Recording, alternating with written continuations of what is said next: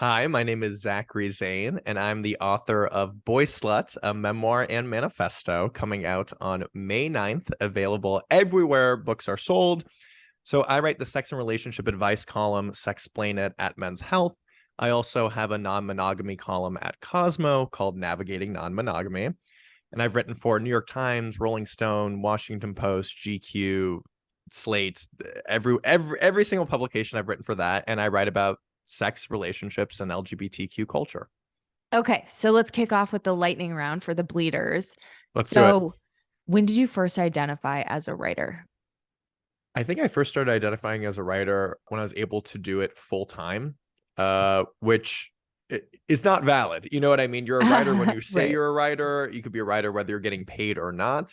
But for whatever the reason, and probably the reasons are my own insecurity, I only said I was like a writer when I was like a full-time writer, which was probably later than I actually was a writer. I think I was a writer way before then.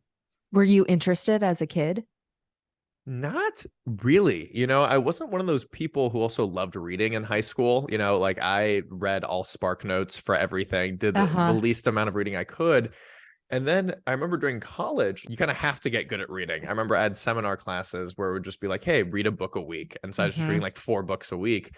But then during the summer, I started reading just like fun books that I thought I would like. And I really wish schools did a better job at just like, here's books that you would actually like. So you can like gain like a love of learning or a love Yeah. of reading. Yeah.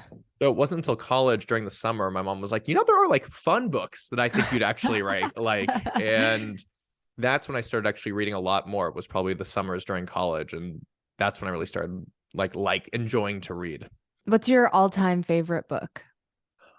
That is a tough I one. know. And probably some of my favorite books that inspired me to be a writer. I'd probably read it now and be like, this is offensive. This is like. But I remember one of my favorite books that I read, and I haven't read it in years, so I'm worried about what it says, but it was Bright Lights, Big City by Jay, what's his last name? McInerney, I think is how you pronounce it. It's one of those names I think I've only read, but it's a book written in completely second person, the entire book. So you do this, you walk into a bar Uh-huh. and you really have to justify doing that, like why are you writing in second person? Right. It has to be you're going through this drug fuse or feeling dissociative, or this is not, or you're playing a role of an actor or something else. And it's about him in the 80s, this fuck up of a man doing this drug fueled phase and going around. And the reason why it's in second person is because he's not connected to himself. But for me, it kind of showed the possibility of what you could do with writing. And this Yeah. guy really thought outside of the box and it created a really different type of story. And I think that in many ways inspired me. I could see that kind of in your writing, like the playfulness and like the experiential kind of feeling of it. Interesting. What is your dream writing routine? I mean, I think I'm pretty close to having achieved my dream writing routine, which is pretty awesome. Yay. But Congrats. I've been a writer for 10 years now, or almost 10 years. But I think the only difference between my dream writing job or routine and what I do now is just writing less SEO pieces. So I Uh-huh. still have to, for money, do these search engine optimization pieces or write like a one-off piece for a sex toy company where they actually pay a lot of money for it because that's not how they make their money. They make money through sex toys, not their blog. Right. And they usually don't even have an editorial team. So I just kind of submit it over. There are no notes, there are no edits. And I get like more money writing for that than I do writing for an op-ed for the New York Times. You know what I mean? Totally. Like, Totally. so a point where I'm like financially secure enough where I can just write, like, I have a column at Men's Health, I have a column at Cosmo, and then have this digital magazine, the Boyslut zine, which is very fun. But if I could just write like once a week for Men's Health, once a month for Cosmo, and then like once a week for my zine, and that would be it, that would be ideal. And then also writing books on the side for sure. But I think just writing exactly what I want to write and not feeling Uh-huh. compelled to take pieces just because assignments, just because I need the money. I know. I have that too, where it'll be like, do you want to write about podcasting? It's $1,000. And it's like, nobody pays $1,000 Oh or God. whatever. No, it's exactly that. It really is. So you said you're close, but what's your real writing routine? Like, when do you sit down and get the work done? Oh, that's what you mean by routine. Sorry. I guess I do it. I'm usually pretty set because I'm a freelance writer, right? So I have to treat it like a 9 to 5. Otherwise, people will just not respect. Right. They're like, oh, well, you can go out to lunch because or I'm in Oh, town. Can I totally. hang out with you? And it's just like, no, like I have to do this. Like, well, you're freelance. I'm like, how do you think I make money, you guys? Like, I have to write. Like, I do have to work. And also, you follow me on social media. You see the sheer amount of content of Mhm. articles I'm writing for multiple places. When do you think I'm doing this? So you really do have to keep it as a 9 to 5. I wake up at 8, between 8 and 8:30 most days. I start writing at 9.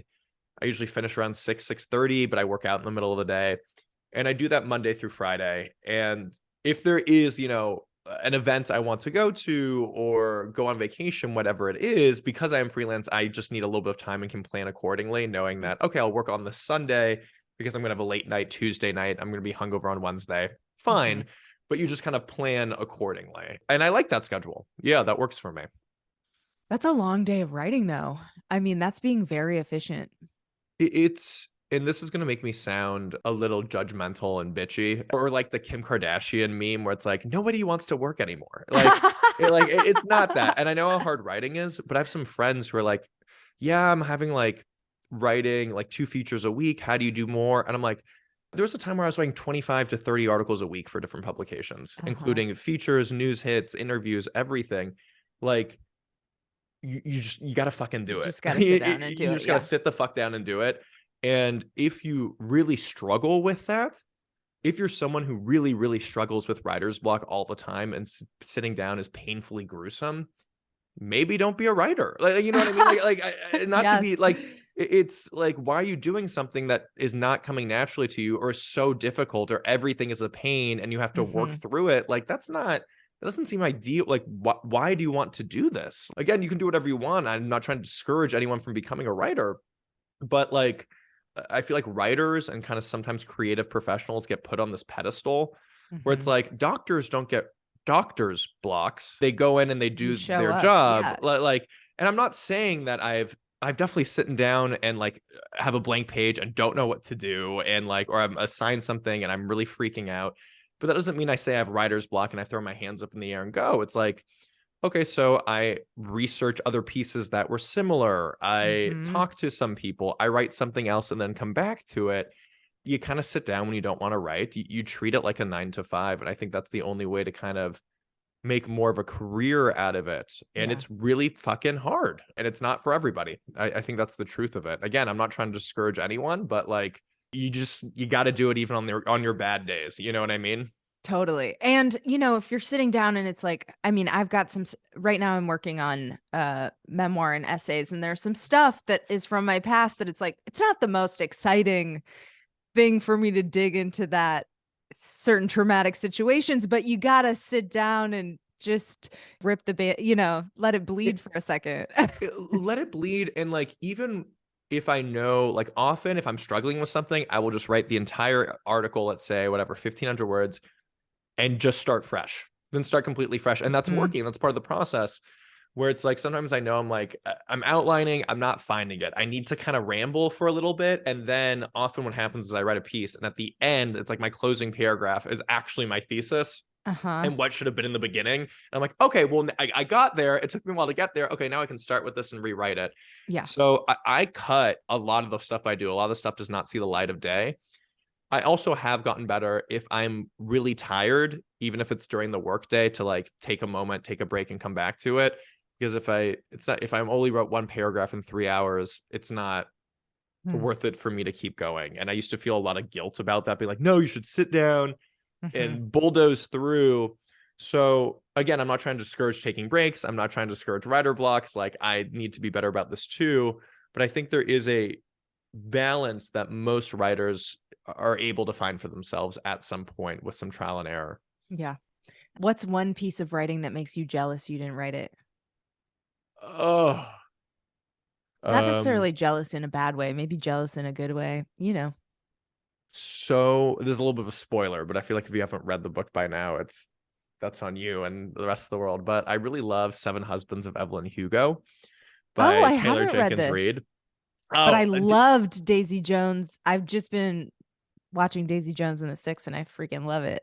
Oh, I'm behind. I've read the book years ago, and it's long ago enough that I don't remember it, which is kind of what I want. Like I Yeah. know there's a twist at the end. I can't remember what the twist is, but I remember it's something, and so I'm excited to kind of remember it, and I'm purposely trying to not remember it. But there's this scene. Well, you haven't read it, so no, I don't want to But spoil it. tell me about it. No, I'm down to be spoiled.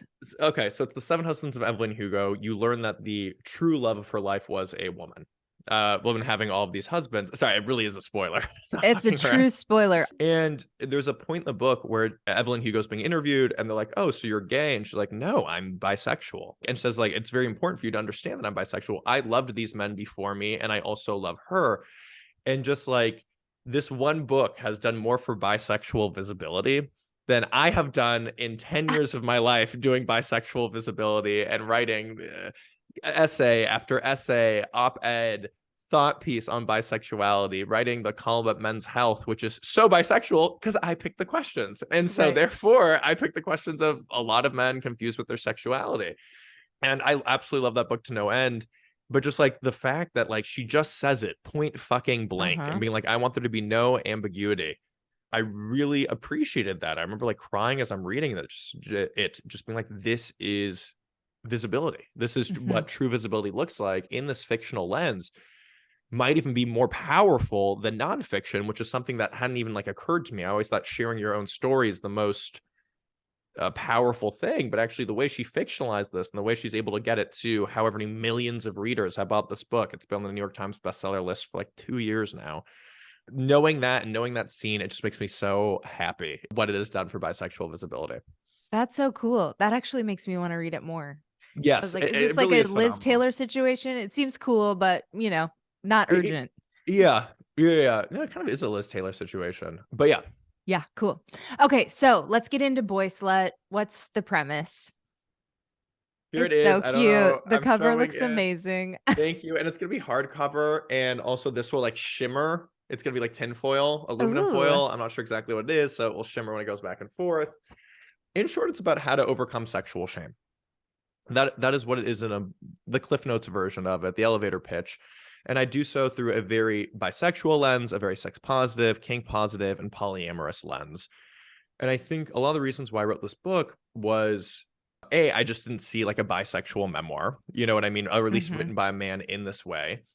And also, like, there've just been very few LGBTQ narratives, specifically memoirs. And it's often, this little gay boy from the South who gets kicked out of Hmm. his family for being gay and he's Christian and moves to New York City and finds his chosen family and lives happily ever after. And those stories are absolutely important and we need Hmm. that, but there also needs to be other more modern queer narratives and different queer narratives. That was not my experience. I actually grew up in a very like queer affirming household. I had gay uncles on both sides of my family. We could openly talk about sex in my family. And still I had so much sexual shame. Mm. And that's just because sexual shame is so insidious and Hmm. pervasive, and you pick it up from so many factors in your life. So it's not just your family, it's also your friends, your teachers, the media, culture, absolutely everything. And so I think a part of this was recognizing that we all struggle with this, whether or not we've had this terrible trauma happen to us. It's just by existing in this world, you're going to soak up these messages. And when they're ingrained in you, how do you unlearn these toxic and harmful messages? Yeah, totally. So, did you sell this on proposal? Yes. So I wrote the proposal. I got a literary agent. I worked with her for about a year tweaking it. It was also during COVID. So like she would be like, hey, it's sorry, it took me 7 months or 8 months to get back to you with edits. I'm also going through COVID and everything fucking sucks. And I'm like, no, there's no rush. The world's ablaze. Like Yes. take our time. So I don't think it would usually take that much longer with your agent to tweak the final proposal. But my proposal itself is close to 40,000 words. Okay. My book Like is how many 70. pages? I'm Well, just curious. my book is 75,000 words. Your book is 75. I just wrote a proposal that's So like 80 some pages and I was like, is this crazy? But it sounds like your proposal is about that long too. mine I think was 120. 120. Damn. And that's because it's our first proposal, right? This is our Okay. first book. So when so much of your proposal as you know, but maybe aspiring writers don't know, is not dedicated to your actual book. It's about Right. how can you sell your book, which is not necessarily a skill set that I had. My sample chapters, the chapter outlines, the chapter summaries, that I could do. But there's like, at least for me, there's essentially a section where you list every single fucking celebrity you know. Like, like, like, There is. and people are like, what? I'm like, will they promote it? Will they sell it? Will this person, they have 1 million followers and this is a friend of mine and they'll be able to reshare it. So much of it is like, who's your audience? Who's your market? Who are the other comp books that are similar to yours, but yours is different enough and could potentially do better? And so, like, so much of it is dedicated to claiming you have an audience, promising that you can sell X number of copies of this book. And once you have 1 or 2 books behind your belt, you're like, oh, proof is in the pudding. You know what I mean? Like, I have these books, they are sold, I have an audience. So it's really frustrating, sometimes to write this proposal because I'm like, who's my marketing and audience? I'm like, everyone, queer people, not queer, but like, just the fuck, like, people are going to read it and like it. You know what I mean? But it's like a lot of that, which is quite frustrating. Like, I started writing the proposal at the end of 2018. The book comes out May 2023. Yeah. May 9th, 2023. And again, COVID slowed things down until I got money after selling the book. I was only doing it in short spurts when I had enough money. And, otherwise I should be working on other freelance pieces. So like, it was a slow journey. And then kind of once you actually get the advance, you have enough money to like work on your book. Although you should note that I submitted the first draft of my book before I even got the first third of my advance. It often takes a lot of time to sign, anywhere between like 3 and 6 and 7 months. I think the average is like 3 to 5.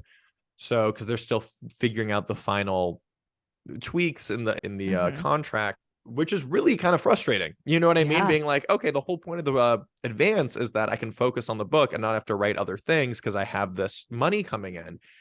So it completely defeats the purpose of an advance. I was still, at that point, I was still writing my columns, but I also like essentially only took the other pieces I took were just the money pieces. And that was it. So like easy money pieces, any like harder op-ed, even if it was for a better publication, I still would be like, I just don't have the time. It's book and easy money is kind of what I did for the 6 months. That's really smart. I mean, you do have a platform though. So how much, when you're talking about this marketing plan part of your proposal, did you feel like when you finished it, you were like, yeah, I can market the shit out of this book. You know what I mean? Yeah. Oh, absolutely. No, and like essentially my agent, her response is like, overwhelm them. I want them to skip this chapter because they're like, Jesus fuck. Okay, we get it. We get it. We don't need these like, just like, so like every feature I've had written on me, every podcast, every time I'm quoted as an expert, every mainstream article I was in. So like it was just such an overwhelming amount. And I did this. I only got an Instagram in like 2017, which is pretty late, in order to start selling and promoting myself as a writer. So I like did all of this. I did a lot of favors for people. I wrote articles for free for their blogs or helped promote their stuff with the knowledge that when my book comes out, I need your support. I need you resharing. I need you helping me in any capacity you can. So I was kind of prepared for this business side for a while and was planning 5 years out. How am I going to sell this book? How am I going to promote this book? And it's something that you can't start thinking about too early. Yeah, that's really smart. Okay, so when you actually started like getting serious about the writing process, how did you tackle it? Same as your normal routine, like just treat it like a day job? Yeah, exactly. You treat it like a day job. I had a little outline of how many chapters, where I need to be at which point. So, okay, I have 4 months left. I need to be done with a third of the book, whatever it is, and kind of had that timeline so that way I could really stick to it. I went very out of order for the book. I think that depends what your book is. If you're writing a novel that's very plot focused, it might be harder. I write nonfiction, essentially essays. It's a memoir, but like it's a collection of essays. You know what I mean? Right. That's loosely chronological. So for me, writing chapter 14 before writing chapter 2 is completely fine. And at the end, I just tie everything together and make sure all the chapters kind of make sense. So those days where I'm like, I definitely had some chapters I thought were going to be easier and quicker ones to write. And I get there and I'm like, I don't know what to do. Okay, let me do a ton of research. I'm not sure. I'm going to come back to this a month from now. And I wrote the other stuff and then came back to it. Cool. So do you have any favorite chapters or sections of the book? So probably the two most controversial chapters I think are probably my favorite. The ones that I know that people have gotten the most upset. Like I've gotten like trade reviews in and oops. I'm curious And the because trade reviews have been sorry, what? I mean, I'm familiar, so I'm curious what people are saying. Oh, it's no matter it's polarizing. And I feel like that's the best I can ask for. People have absolutely fucking loved it, thought it was amazing, God's gift to the world. This is exactly what the world's need. Other people have not liked it. And then most of them, are nuanced and net positive, which is exactly what I'll take. But kind of exactly what I expected. Like, this book is not for everyone. It's for a lot of people, and it's very funny. It's very raunchy. It's very personal. I don't even But know what would be polarizing though of what's in here. Like, what are people commenting on? okay. So the two chapters, also the fact that I put the most controversial chapters next to each other, I maybe should have spaced them out, but that's how it worked time wise. So chapter 11 is called A Peg for Every Hole. And it's about finding like kink compatible partners. So it's Uh-huh. really about your kinks. And I go into some really intense kinks that I have and sharing that. And that I'm not ashamed of it. I'm more like, oh, fuck, my mom's going to read this and she's going to know I'm into this shit. Not actual shit. I feel like I You should literally clarify, given say, Mom and Dad, let's skip this I'd love it. chapter. Please skip this chapter. Please, for the love of God, they don't need to read that. So that is just, I've gotten some people just been like, oh, this is intense. I'm like, the book is called Boyslut. Like, I don't know.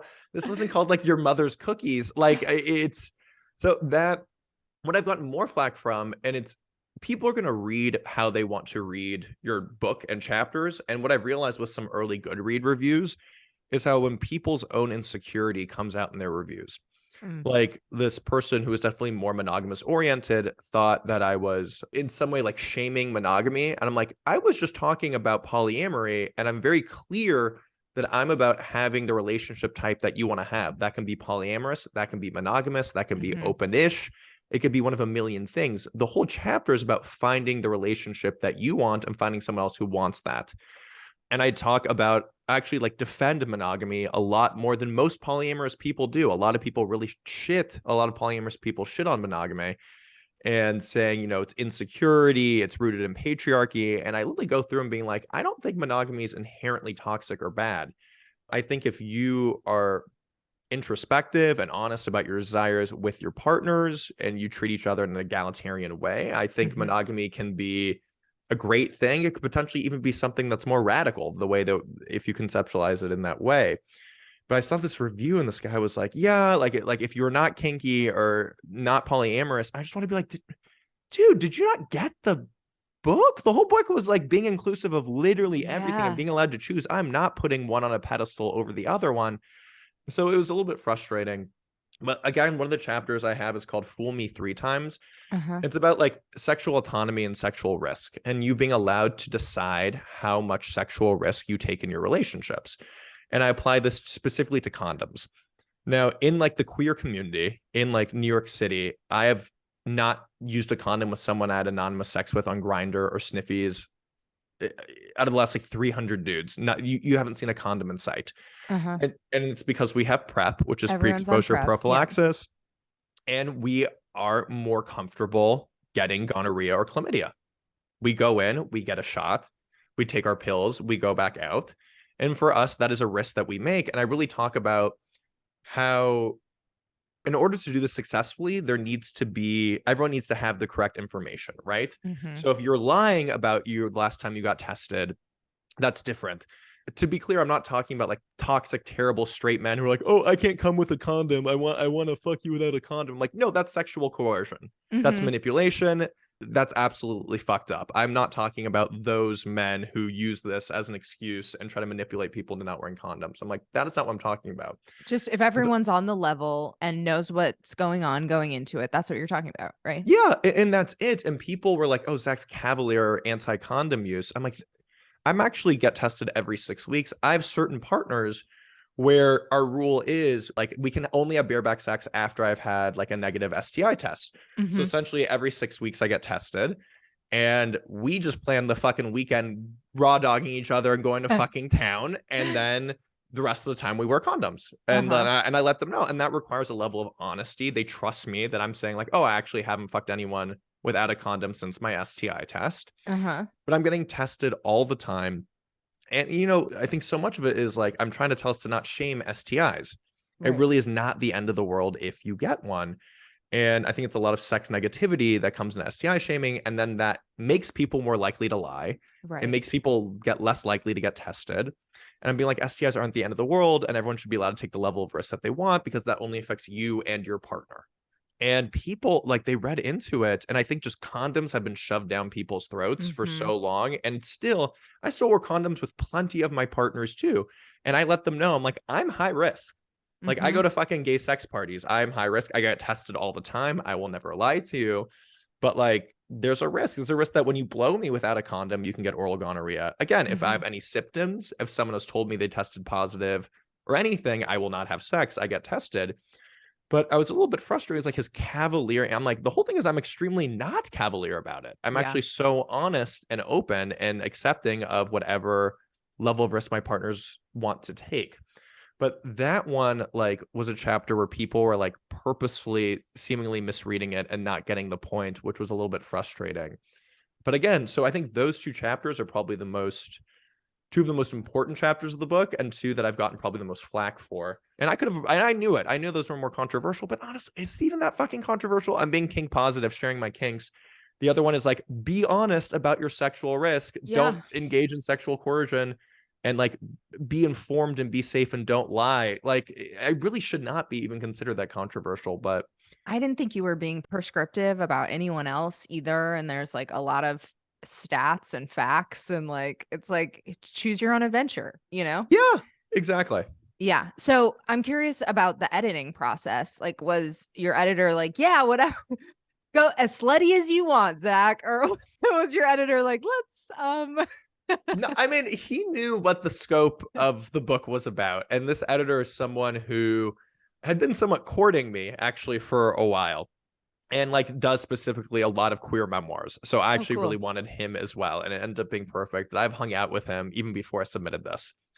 But no, I mean, it's actually originally for a book about sex, it actually wasn't that raunchy. And considering I write extremely raunchy content Yeah. typically, because this is deeper, it's about, my relationship with my family and how that impacted my relationships now. And like, it's like, I have to tell people, it's like, it's not actually as crazy raunchy as my digital zine, which is also called Boyslut, which is just nonfiction erotica. And that's just over the top fun sexual experiences that I've had. This is like definitely like more meaning and depth. No, he was fine with, I think, 99% of the sex stuff. There'd be certain phrases he's like, Zach, this is a lot even for me. You're welcome to keep it, but I'm just letting you know, like, this is coming off. Yeah, like always with him, it was everything was always up for debate, and I think Uh-huh. 98% of the time I agreed with him, and 2% of the time I'd be like, hey, I'm not sure I understand this. I kind of want to keep this, and then we spoke it out. But I think there were maybe only a handful of phrases or paragraphs where he's like, this is just a lot. You might want to tone this down, and I Uh-huh. did, because the book is raunchy enough. One thing I didn't expect was he was like, you can add more humor to the book. Oh, And the thing that I like to think I'm funny. You know what I mean? Like, I like to I think that think you're that's, funny. thank you. I like to think that's what really carries the book. And he was like, actually, like, your humor is one of your strongest suits. I'm like, I don't want to cheapen it by having a joke in every other word. And he was like, Uh-huh. no, but like, I'm laughing my ass off. And especially during some of the more serious things, adding moments of levity might not be the worst thing you can do. So I was surprised to get that note. I was like, yeah, if you want me to be funnier, I'd love going and adding a few jokes here and there. So yeah, it was really great working with him on edits.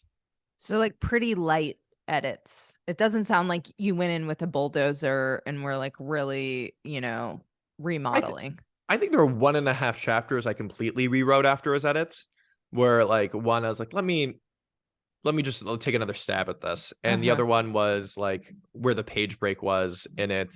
I was like, do you know what? Actually, I'm just gonna redo it. So 1.5 chapters I completely rewrote. The rest was mainly him cutting. I can be verbose. I like going on tangents, and we end up moving a lot of the tangents to the footnotes. So some of the Uh-huh. jokes are in there. So it's like, okay, I don't want to break up this really, really, really serious moment with like a joke in there. But if you want to, you can.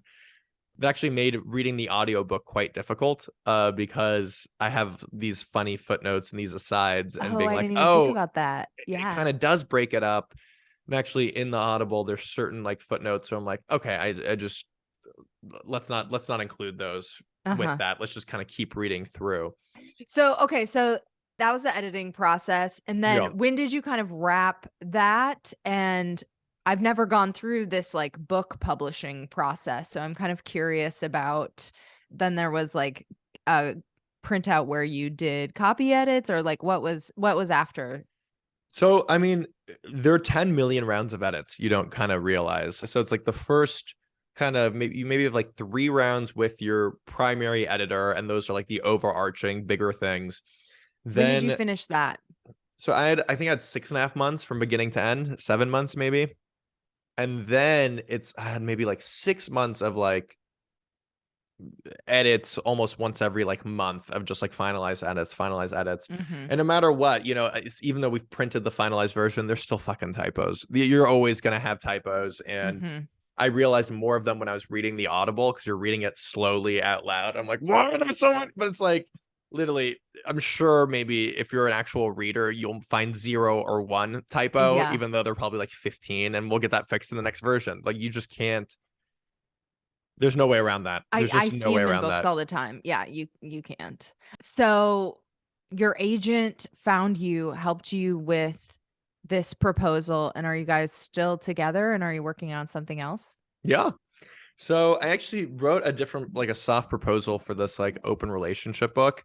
Huh. And she gave me notes and she liked it. And then afterwards, it was going to be more like journalistic and me interviewing experts. And after I did it, I was like, I have no desire to do this. I have Oh. absolutely no desire to fucking do this. And she's like, don't do it.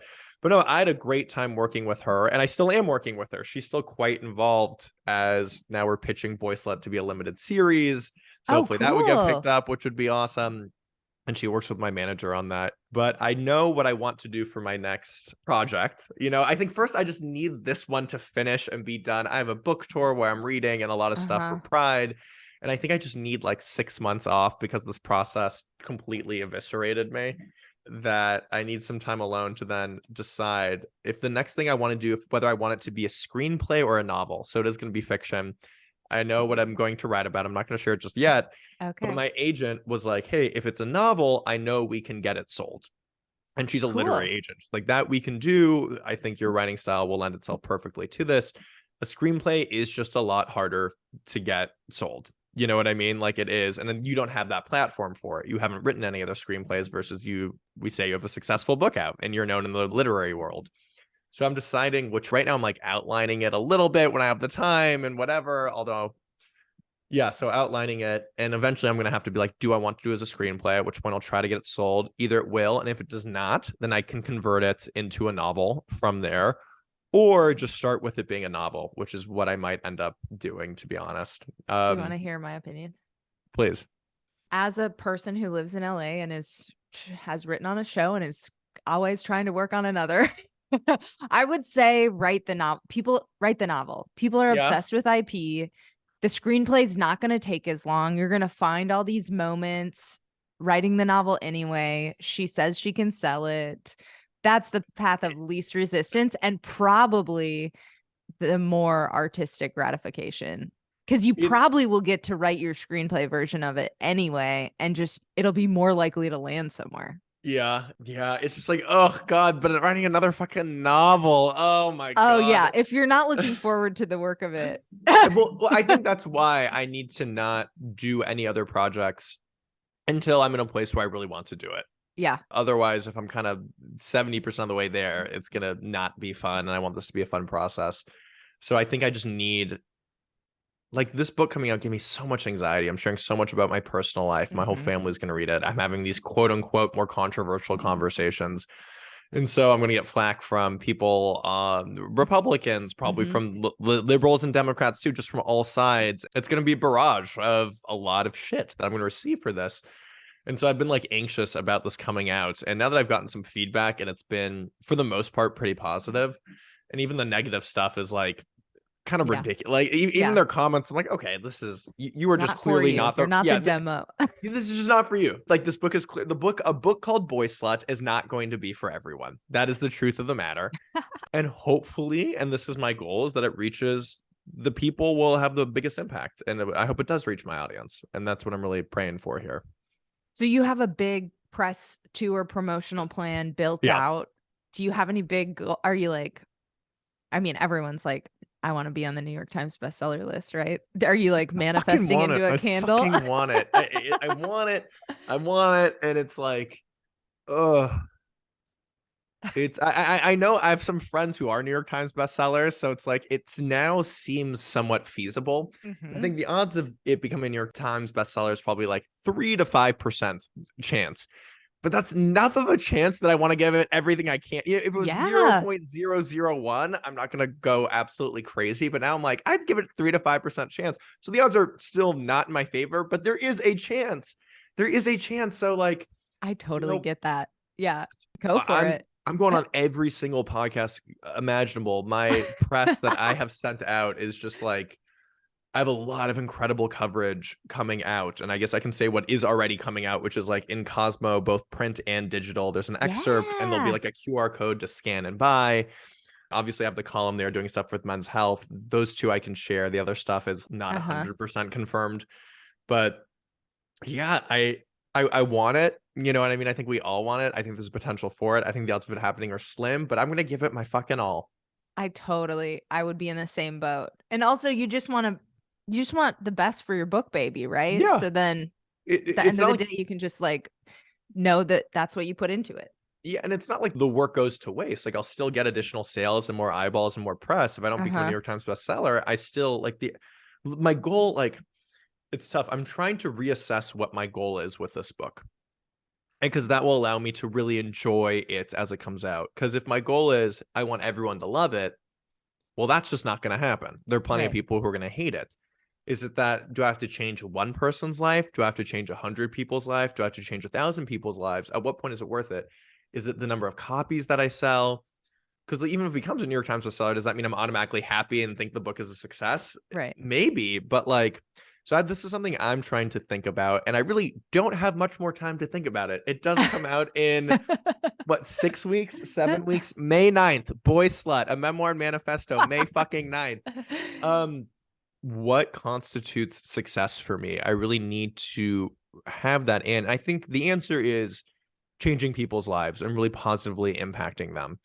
And I know I'm going to do that. So the book is a success. And already it's a success from people who have reached out, who have gone early renditions or advanced reader copies and said how it's changed their life, how they came out as bi to their husband, how they're exploring kink, how they realized they were trans. Like there's like a million things for it. So I think like trying to be happy with where I am now, knowing that it has the impact. So that way, no matter what happens, I love that. I can consider this a success, which I truly do believe it is. I definitely think so too. And I think, you're giving voice to a lot of topics, bisexuality and others, the OCD part of it Yeah. and a lot of other stuff in the book that I don't think we hear about that often.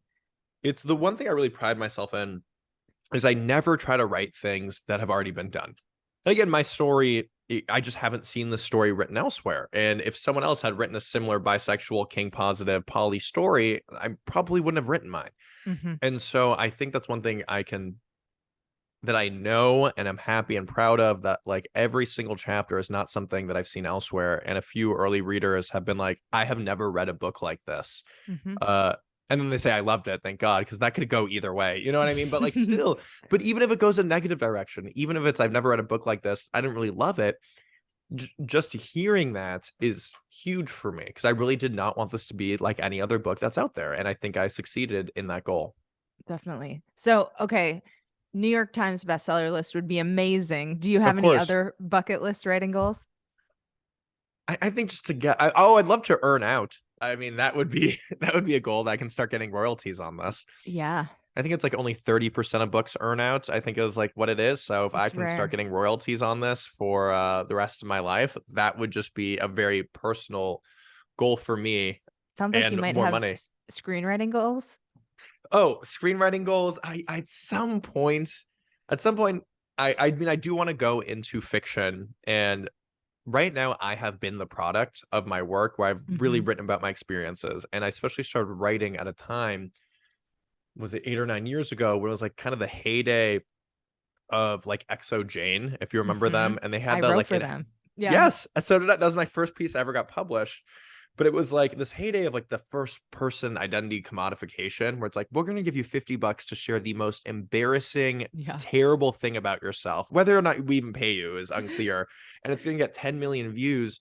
But I remember like XO Jane would be like, I had an abortion, used the fetus to kill my husband, and now dance on his grave. It'd be like something, it'd be like what the fuck? And like the craziest clickbaity shit.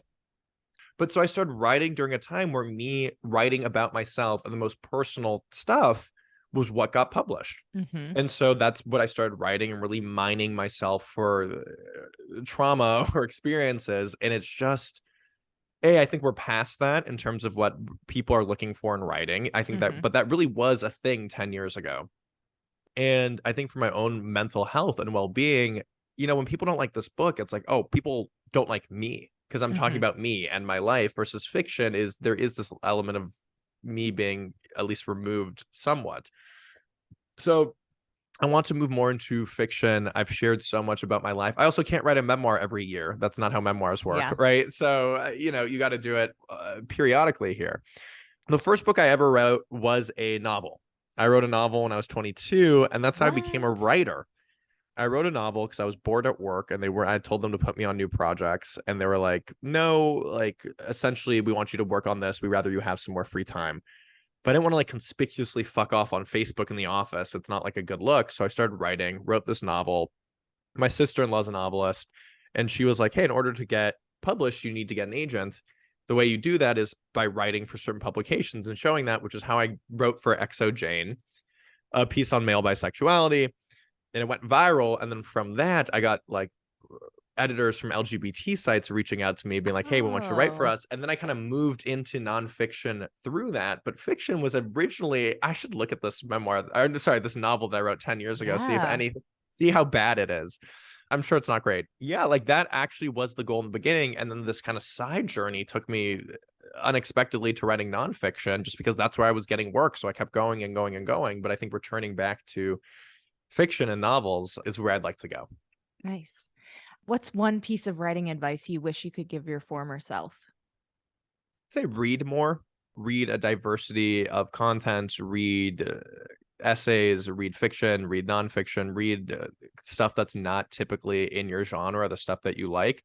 Doesn't mean you have to finish the book, but I think I wish I was exposed a little bit to more styles of writing than I was when I started writing. And I ended up finding my voice. It took me a few years of writing to find how it is that I speak and how it is that I write, but I would have got there sooner had I just read more. And also read those like intro books on how to write. Like Yeah. they're so easy, they'll take you a month and you might know 80% of it, which means you learn 20%. Mm-hmm. I think when I wrote a novel, I read like how to write a novel for dummies. That's what I Mm-hmm. read, like that Mm-hmm. dummy book, and it was great. And it Mm-hmm. was so helpful. There's just so many good books on writing that I think can help you. And I wish I'd read those sooner than later. Yeah, that's a good tip. What's one tip for writers trying to get a book published? Unfortunately, now it is more about your platform. It doesn't matter how good the book is. It matters is whether or not you can sell it. So unless if you are an expert in that field, meaning you are a urologist writing a book on, I don't know why I said urology now, but like writing a book on penises, whatever it is, you're the expert in that field. That makes sense. But if you're writing a novel or if you're writing nonfiction, everyone always like, oh, my story could be a memoir. I'm like, Mm-hmm. I absolutely believe that. I think all of us have lived interesting lives in some capacity. So it's not about having the best story. It's unfortunately about having the largest like social media platforms. So if you're doing that, like start unfortunately creating content, writing as much as you can, building up those platforms, getting verified. It is not fun. It is not sexy. It is like a second job.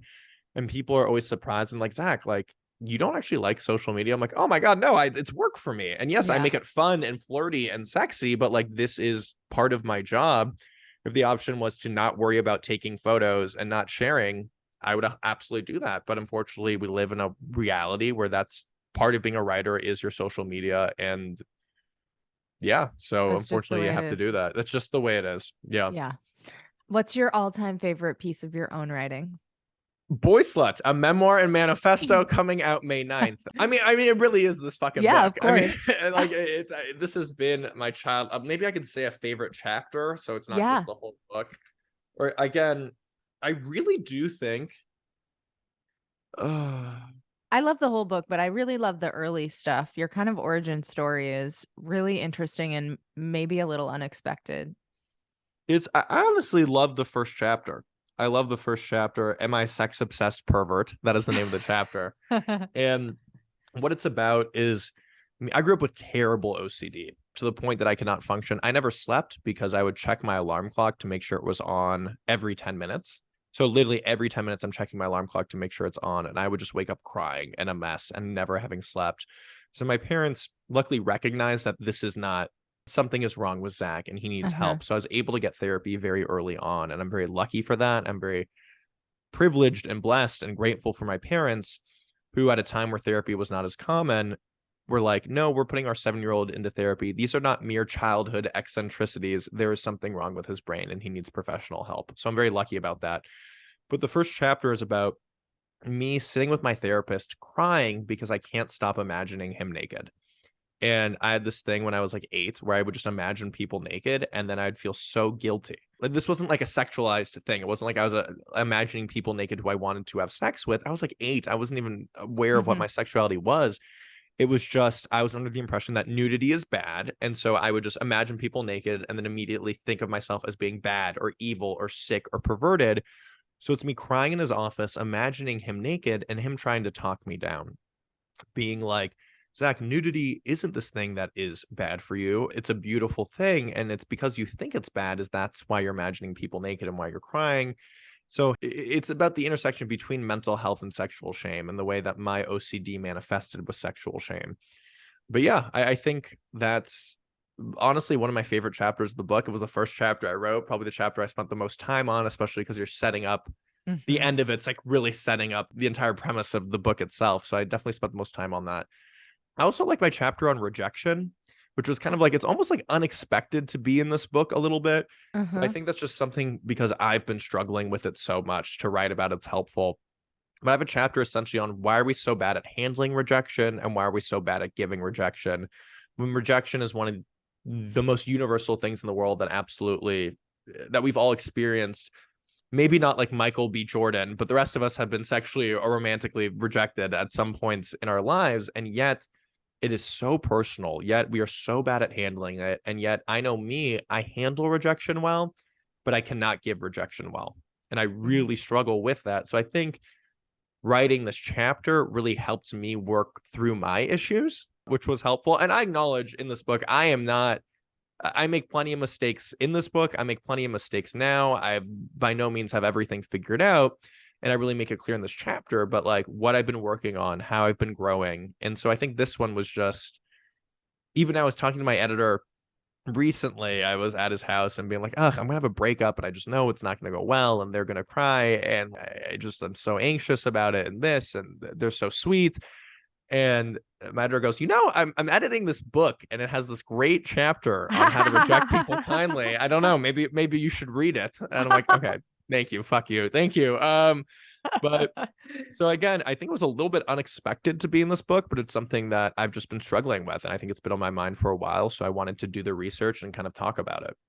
Yeah. So much of it is just really great. And I think there's something, you know, obviously, if you're bisexual, polyamorous, if you have these identities, you're going to love it. But I think there's something in it for everyone I really too. think straight men could learn the most from this, and of course, they're probably the least likely to read it, which Yeah. is unfortunate. And again, it's for everyone though, and I really went through a painstaking effort to make that happen, to make sure this is not the bisexual book. This is a polyamorous book. This is a book that I do believe anyone, regardless of gender, sexual orientation, race, class, anything, can learn something from and see themselves in, and hopefully come out of it feeling a little bit more sexually powered and a little bit more able to embrace certain aspects of who they are that they used to repress and push down. Or just even if it's not their identity, like understand the culture a little bit more or Yeah. whatever. Yeah. Yeah, absolutely.